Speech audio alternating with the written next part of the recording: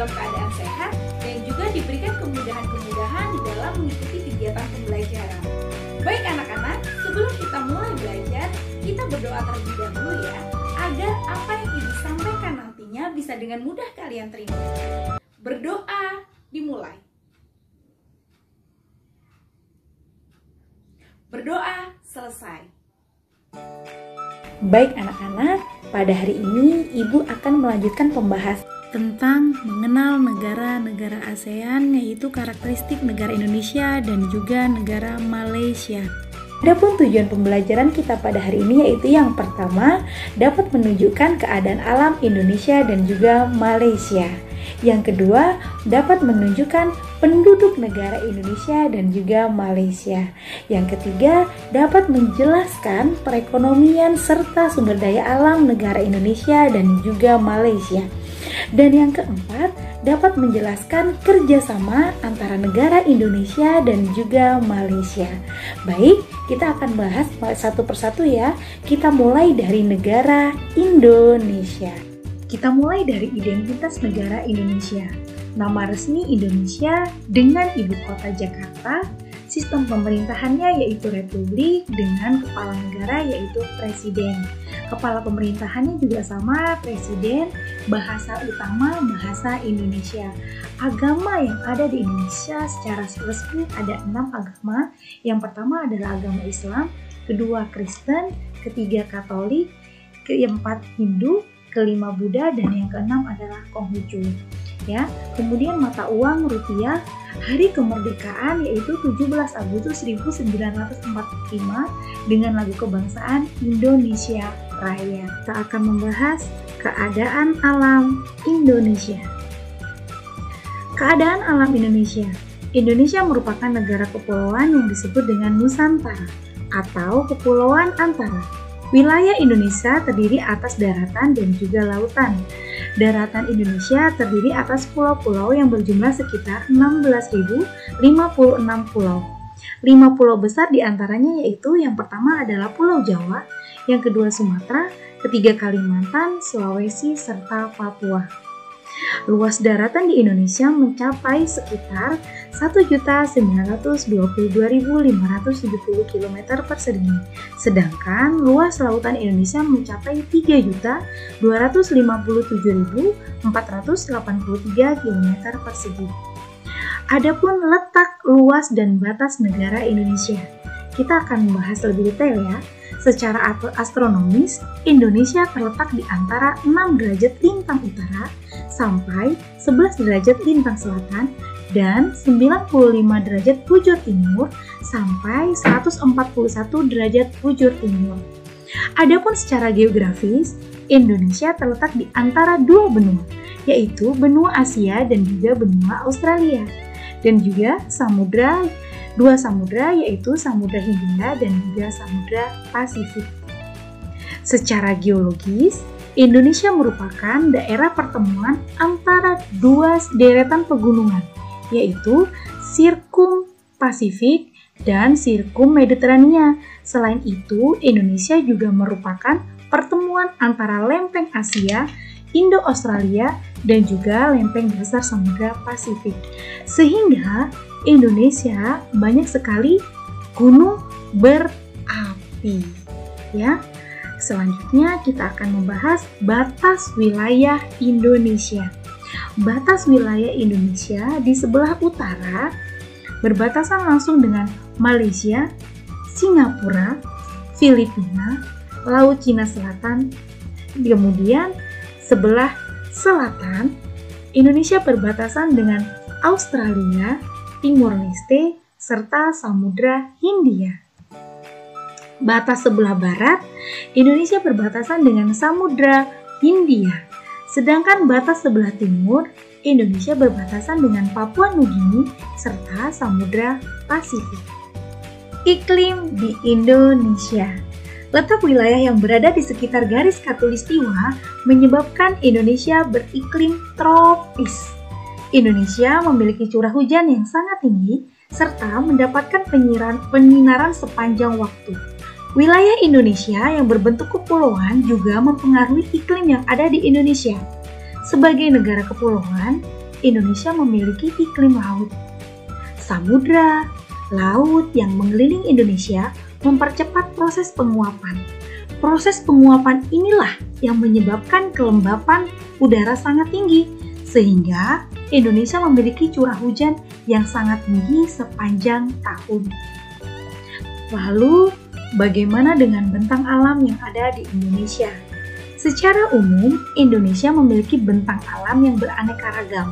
Keanekaragaman bentang alam seperti deretan pegunungan besar, yaitu Sirkumpasifik, yang berada di Sulawesi, Maluku, Irian, dan juga Halmahera. Yang kedua, bentang alam yang ada di Indonesia tanahnya pada umumnya subur karena memiliki banyak gunung api. Yang ketiga, terdapat dataran rendah, dataran tinggi yang tersebar di seluruh wilayah Indonesia. Yang kelima, terdapat bentang alam dasar laut, contohnya palung laut, lubuk laut, punggung laut, ambang laut, dan dangkalan atau shelf. Nah, bagaimana dengan penduduk yang ada di Indonesia? Ternyata Indonesia itu jumlah penduduknya terbesar keempat ya di dunia setelah Tiongkok, India, serta Amerika Serikat. Selanjutnya, bagaimana dengan perekonomian yang ada di Indonesia? Indonesia merupakan negara yang berada di jalur strategis perdagangan dunia. Posisi tersebutlah yang menyebabkan Indonesia aktif di dalam kegiatan perdagangan internasional. Keaktifan Indonesia di bidang perdagangan internasional terlihat di dalam kegiatan ekspor dan juga impor. Komoditas ekspor yang ada di Indonesia meliputi gas alam, hasil hutan, tekstil, serta hasil pertanian dan juga peternakan. Sedangkan komoditas impor meliputi minyak, perlengkapan industri, farmasi, kimia, serta barang elektronik dan otomotif. Sumber daya alam yang ada di Indonesia. Indonesia merupakan negara yang kaya akan sumber daya alam. Tanahnya yang berhumus tinggi menyebabkan berbagai tanaman pertanian tumbuh subur di Indonesia. Hasil pertanian di Indonesia diantaranya adalah padi, kemudian jagung, kemudian tebu. Sementara di sektor perkebunan terdapat kelapa, karet, kopi, kina, kelapa sawit, tembakau, pala, lada, serta budidaya hutan yaitu sagu, rotan, dan juga hasil hutan seperti jenis kayu. Sedangkan pada sektor pertambangan terdapat minyak bumi, batu bara, timah, biji emas, biji besi, dan juga nikel. Di sektor perikanan, potensi paling besar yaitu adalah ikan tuna dan juga cakalang. Selain itu, ada pula lobster, cumi, potensi lainnya ada rumput laut dan juga mutiara. Cukup kaya bukan sumber daya alam yang ada di Indonesia? Kemudian kerjasama apa aja yang dilakukan oleh Indonesia dengan negara-negara lain? Nah, kerjasama yang dilakukan oleh Indonesia berlangsung bilateral, regional, dan juga multilateral. Kerjasama bilateral yaitu kerjasama dengan satu negara lain. Contoh, Indonesia mengekspor hasil hutan seperti kayu dan juga bahan tambang ke Jepang. Sementara Jepang mengekspor barang-barang elektronik dan juga otomotifnya ke Indonesia. Yang kedua, ada juga yang namanya kerjasama regional, yaitu kerjasama di dalam satu kawasan dengan negara lain dalam satu wadah organisasi terlihat melalui ASEAN dan juga APEC. Selanjutnya yaitu kerjasama multilateral. Kerjasama multilateral dengan berbagai negara, termasuk Indonesia juga bergabung dengan PBB. Kemudian negara di ASEAN yang akan kita bahas selanjutnya yaitu negara Malaysia atau negeri jiran. Malaysia merupakan negara persekutuan di kawasan ASEAN dengan luas sekitar 127.355 km persegi. Negara ini terbagi menjadi dua kawasan, yaitu Malaysia Barat dan juga Malaysia Timur. Kedua kawasan ini dipisahkan oleh Laut Cina Selatan. Sebagian besar penduduk Malaysia merupakan suku Melayu. Kita akan bahas lebih detail, yaitu dengan identitas negara Malaysia. Identitas negara Malaysia dengan ibu kotanya adalah Kuala Lumpur. Bahasa resminya yaitu bahasa Melayu, Cina, Tamil, maupun Inggris. Agama yang ada di Malaysia yaitu Islam, Konghucu, Tao, Buddha, maupun Kristen, serta Hindu ya. Kemudian pemerintahannya monarki konstitusional. Kepala negara yang di-Pertuan Agung. Kepala pemerintahan Perdana Menteri. Kemudian lagu kebangsaan adalah Negaraku. Kota-kota penting yang ada di Malaysia apa aja sih? Kuala Lumpur, Kuching, Kota Kinabalu, maupun Penang. Hari kemerdekaan di Malaysia yaitu 31 Agustus 1957. Lalu kita akan bahas bagaimana sih keadaan alam yang ada di Malaysia. Letak, luas, serta batas negara Malaysia. Letak astronomis Malaysia berada pada 1 derajat lintang utara sampai dengan 7 derajat lintang utara. Dan juga 100 derajat bujur timur sampai dengan 119 derajat bujur timur. Letak geografis negara Malaysia berbatasan dengan Laut Cina Selatan. Ya, kemudian Selat Singapura, Selat Malaka, dan juga Thailand. Batas wilayah Malaysia. Batas sebelah utara wilayah Malaysia berbatasan langsung dengan Thailand, Laut Cina Selatan, dan juga batas sebelah selatan Malaysia berbatasan langsung dengan Pulau Kalimantan dan juga Kepulauan Riau. Batas sebelah barat Malaysia terdapat Selat Malaka dan juga Pulau Sumatera. Batas sebelah timur ada Laut Sulu dan juga Laut Sulawesi. Iklim di Malaysia. Malaysia merupakan wilayah yang beriklim tropis dengan curah hujan yang sangat tinggi sepanjang tahun.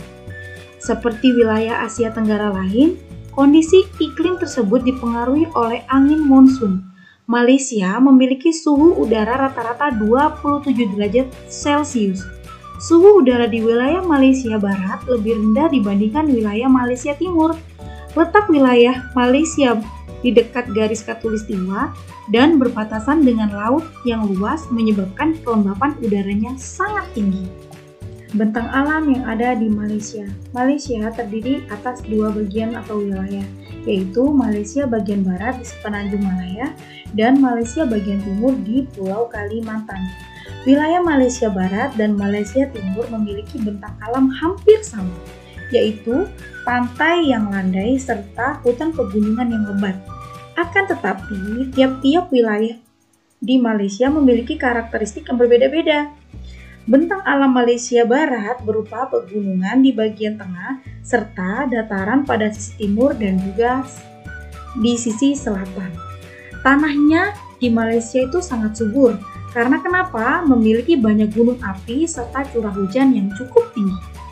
Kemudian Malaysia kaya akan hasil hutan, perkebunan seperti padi, buah, sayuran tropis, karet, kelapa, dan kelapa sawit. Yang kelima, Malaysia memiliki wilayah hutan tropis yang masih cukup luas, di mana berada pada wilayah Malaysia bagian timur. Lalu, bagaimana sih penduduk yang ada di Malaysia? Jumlah penduduk Malaysia pada pertengahan tahun 2018 sekitar 32,4 juta jiwa dengan pertumbuhan 0,3% per tahun. Sebagian besar atau 80% penduduknya bertempat tinggal di Jazirah Malaysia bagian barat dan selatan karena datarannya rendah juga luas.